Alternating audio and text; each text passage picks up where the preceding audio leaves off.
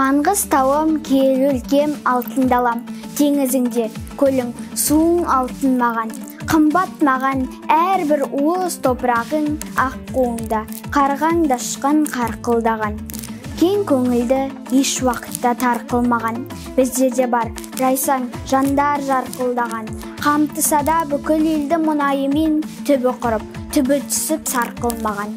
Адалдықты мақсат еткен адайлықтар шындық үшін құрақ құрып жан тулаған.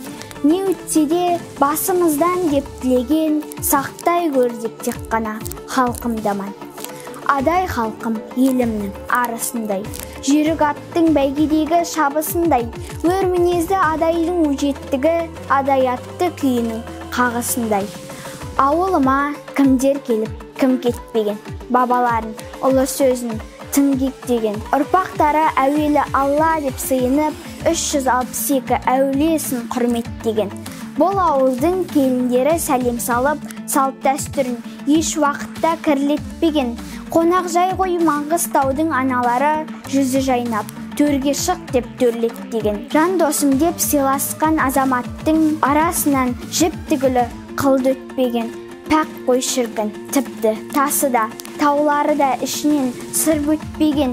Киелі Маңғыстауда тудым демек, қасиетті топырағына кірмектенем.